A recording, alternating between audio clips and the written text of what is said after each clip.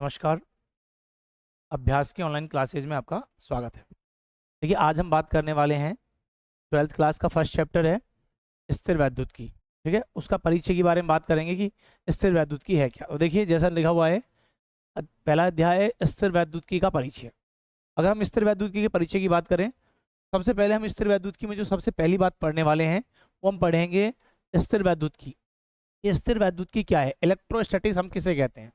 ठीक है, तो हम यहाँ पर करने वाले हैं कि देखो, भौतिक विज्ञान की वह शाखा जिसमें हम स्थिर आवेश और स्थिर आवेश से संबंधित गुणधर्मों का अध्ययन करते हैं, उसे हम कहते हैं स्थिर वैद्युत की। जैसे यहाँ लिखा हुआ है, देखो कि भौतिक विज्ञान की वह शाखा जिसमें हम स्थिर आवेशों का अध्ययन करते हैं, यानी कि यहाँ पर हम बात कर रहे हैं कि जो आवेश होंगे वो आवेश गति नहीं करेंगे, विराम अवस्था में रहेंगे। जैसे हमें दिखाया गया, देखो यहाँ पर ये प्लस आवेश है, ये minus plus minus plus minus, ये जितने भी आवेश रखे हैं ये सारे की सारे कौन सी अवस्था में, स्थिर अवस्था। तो हम ये कह रहे हैं कि भौतिक विज्ञान की वह शाखा जिसमें हम स्थिर आवेश एवं स्थिर आवेश से संबंधित जितने भी गुणधर्मों का अध्ययन करेंगे उसे हम कहते हैं स्थिर वैद्युत की। इस स्थिर वैद्युत की में हमारे पास हमारी जो बुक है उसमें टोटल हमें 2 चैप्टर दे रखे हैं। देखो, इसका पहला जो चैप्टर है स्थिर वैद्युत की का, वो तो है आवेश एवं विद्युत क्षेत्र। आवेश एवं कौन सा है, विद्युत क्षेत्र। ठीक है, फर्स्ट तो इसमें हम क्या करेंगे, इसमें हम आवेश और विद्युत क्षेत्र के बारे में क्या करेंगे, अध्ययन करेंगे। ठीक है, अगर हम बात करें इसकी जो सेकंड ब्रांच है किसकी, वो होती है धारा वैद्युत की। कौन सी होती है, धारा वैद्युत की। ठीक है, धारा वैद्युत की में क्या करते हैं हम, भौतिक विज्ञान की वह शाखा जिसमें हम गतिशील आवेश और गतिशील आवेश से संबंधित गुणधर्मों का क्या करते हैं, अध्ययन करते हैं, उसे हम कहते हैं धारा वैद्युत की। क्या कहेंगे, धारा वैद्युत। करंट स्टैटिक्स, देखो इसमें लिख रहा है कि गतिशील आवेश, तो धारा वैद्युत की में आवेश क्या करे, गति। भौतिक विज्ञान की वह शाखा जिसमें हम गतिशील आवेशों का अध्ययन करते हैं या गतिशील आवेश से संबंधित गुणधर्मों का क्या करते हैं, अध्ययन करते हैं, उसे हम कहते हैं धारा वैद्युत की। धारा वैद्युत की में हम पढ़ने वाले हैं, धारा के बारे में पढ़ेंगे। फिर जब आवेश गतिशील होता है, तो आवेश जब गतिशील है तो गतिशील आवेश विद्युत क्षेत्र के साथ साथ चुंबकीय क्षेत्र उत्पन्न करेगा, उसके बारे में हम क्या करने वाले हैं, इसमें स्टडी करने वाले हैं। ठीक है, अच्छा देखो, जैसे इसमें हम पढ़ेंगे धारा के बारे में, किसके बारे में पढ़ेंगे, तो कुल मिलाकर जब हम स्थिर वैद्युत की बात करते हैं तो हमारे पास स्थिर वैद्युत की विज्ञान की वह शाखा जिसमें हम स्थिर आवेश और स्थिर आवेश से संबंधित गुणधर्मों का क्या करते हैं, अध्ययन करते हैं, उसे अपन कहते हैं स्थिर वैद्युत की। और स्थिर वैद्युत की में हम पढ़ेंगे, एक तो पढ़ेंगे आवेश एवं विद्युत क्षेत्र, और दूसरा जो चैप्टर है वो होता है विभव एवं धारिता। इन दोनों चैप्टरों के बारे में हम क्या क्या करते हैं, यहाँ पे स्टडी करेंगे। हमारा जो फर्स्ट चैप्टर है उस फर्स्ट चैप्टर का जो नाम है, एक्चुअली वो नाम है आवेश एवं विद्युत क्षेत्र।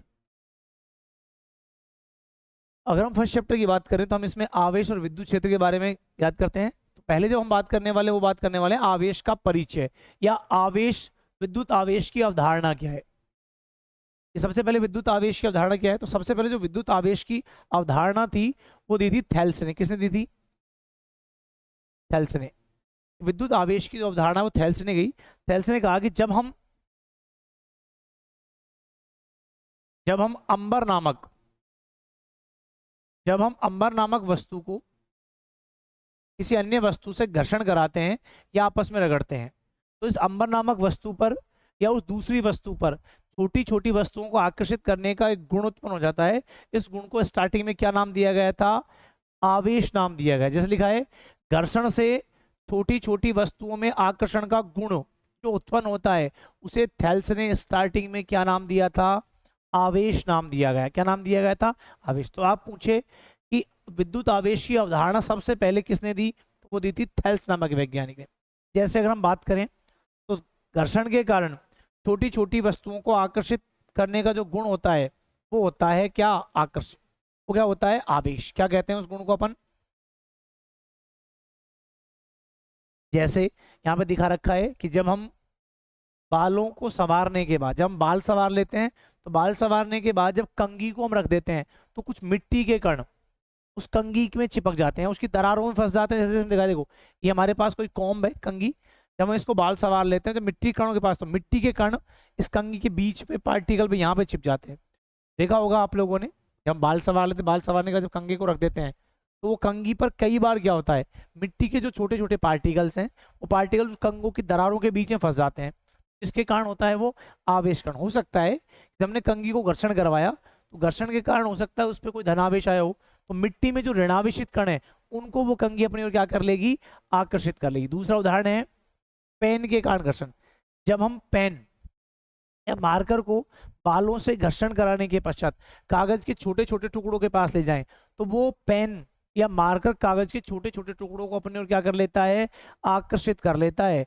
इस आकर्षण के गुण को स्टार्टिंग में थेल्स ने क्या नाम दिया था, वो नाम दिया गया था हमारे पास क्या, आवेश। तो ये हमारे पास आवेश की परिकल्पना होती है। क्या होती है आवेश की परिकल्पना। हालांकि बाद में आवेश की परिकल्पना को चेंज कर दिया गया और चेंज करके कहा गया कि आवेश किसी भी वस्तु का वह मूलभूत गुण है। क्या कहा गया कि आवेश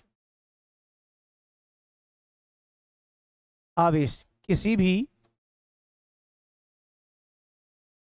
वस्तु का वह मूलभूत गुण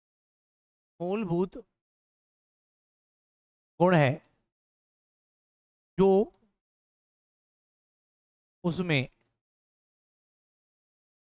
उसमें विद्युत क्षेत्र के साथ साथ